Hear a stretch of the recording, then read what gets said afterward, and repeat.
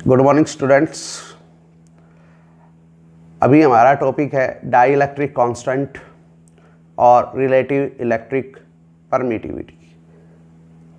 Students, ये topic हम पहले भी कर चुके हैं। फर्स्ट यूनिट के फर्स्ट चैप्टर में भी ये टॉपिक आया था और ये टॉपिक अब दोबारा आ रहा है, ये रिपीट हो रहा है। तो आप देखिएगा इसमें क्या होगा।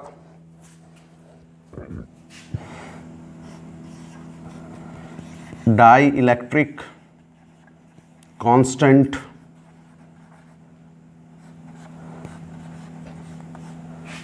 और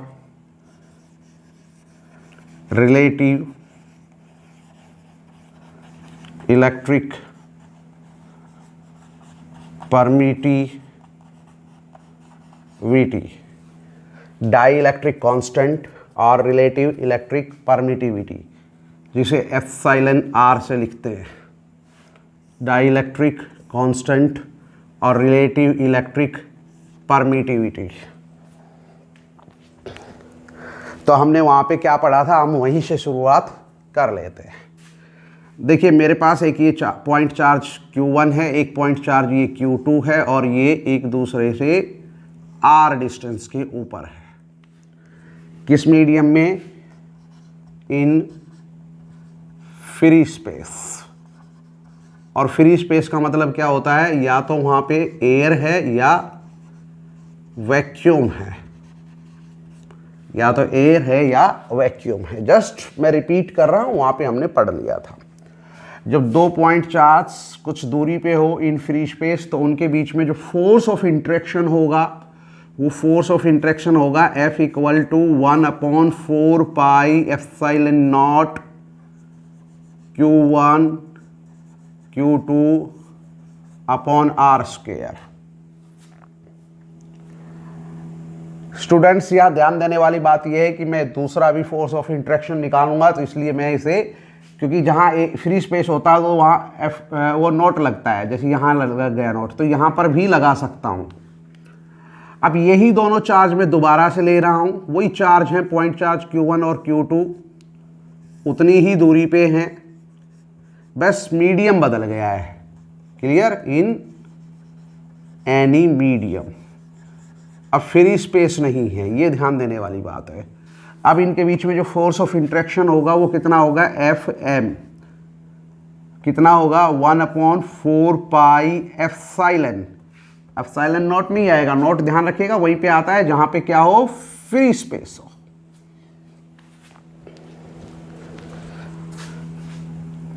Q1 Q2 upon R square.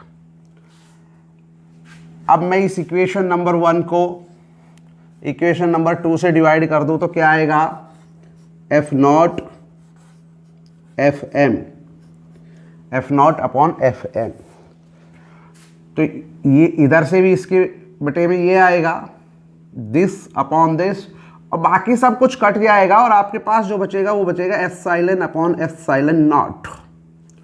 ये एप्सिलॉन अपॉन एप्सिलॉन नॉट जो आ रहा है ना, यही क्या है? डाई इलेक्ट्रिक कांस्टेंट है। यही डाई इलेक्ट्रिक कांस्टेंट है और इसे ही आप रिलेटिव इलेक्ट्रिकल परमिटिविटी कहते हैं।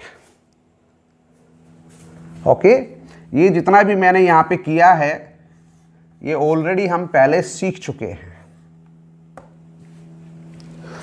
तो यहां से हम डाई इलेक्ट्रिक कांस्टेंट या रिलेटिव इलेक्ट्रिकल परमिटिविटी की डेफिनेशन दे सकते हैं, क्योंकि हम जानते हैं ये क्या है और ये क्या है।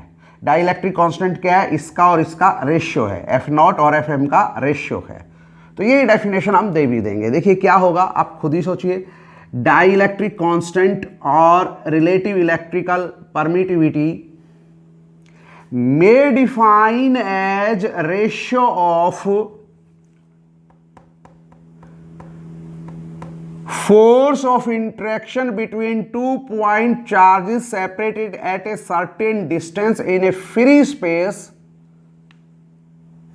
to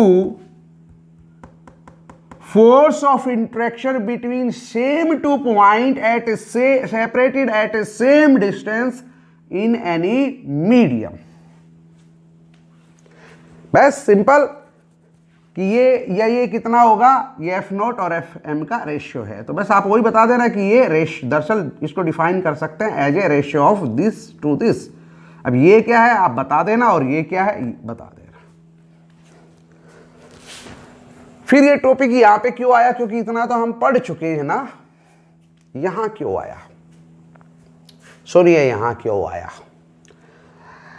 फराडे ने ये देखा कि पैरेलल प्लेट कैपेसिटर के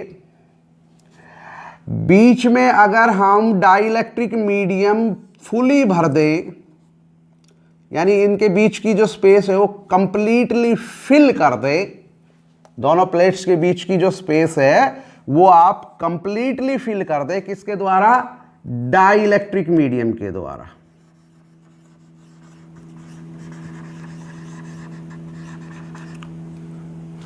फराडे ने यह देखा कि जब पैरेलल प्लेट कैपेसिटर के बीच की स्पेस कंप्लीटली फिलअप कर दी जाती है डाइलेक्ट्रिक मीडियम के द्वारा, तो इस कैपेसिटर का कैपेसिटेंस इंक्रीज करता है। क्या होगा बेटा, इंक्रीज होगा कैपेसिटेंस। अब कितना इंक्रीज होगा, देखो इंक्रीज तो होगा लेकिन कितना इंक्रीज होगा, सवाल यह है कितने गुना इंक्रीज होगा। जितने गुना इंक्रीज होगा ना वही आपका क्या है, डाइलेक्ट्रिक कांस्टेंट। उसी को हम बोलते हैं डाइलेक्ट्रिक कांस्टेंट और रिलेटिव इलेक्ट्रिकल परमिटिविटी। अब इंक्रीज तो होगा कैपेसिटेंस, जितना इंक्रीज होगा, जितना गुना इंक्रीज होगा, आप समझ रहे हैं ना, जितना गुना इंक्रीज होगा वही डाइलेक्ट्रिक कांस्टेंट या रिलेटिव इलेक्ट्रिकल परमिटिविटी होती है। यानी किसके बराबर होगा, ये होगा capacitance of capacitor with dielectric medium in between the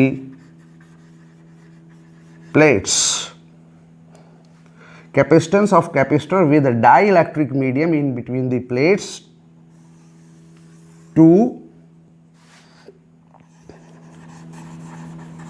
capacitance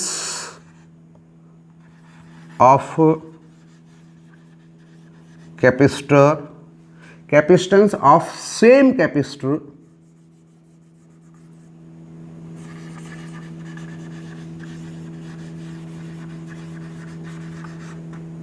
with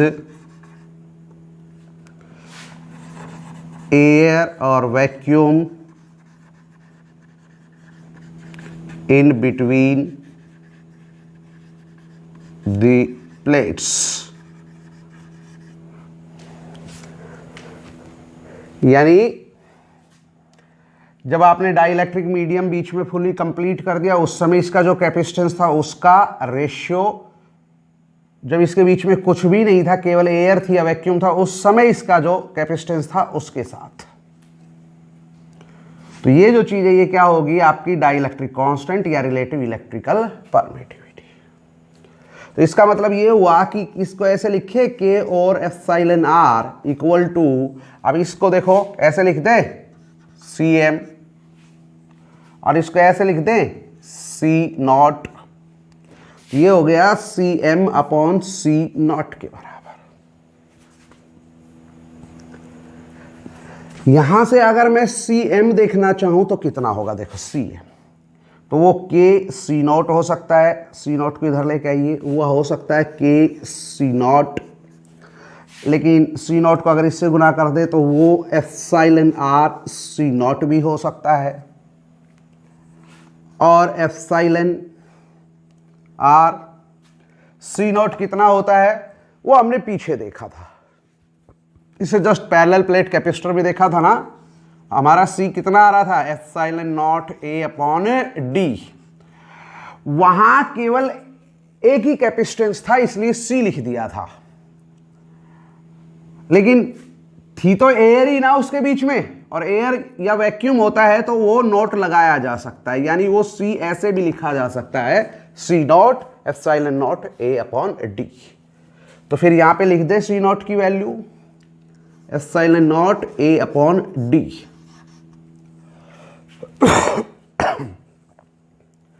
और अब जरा यहां देखना,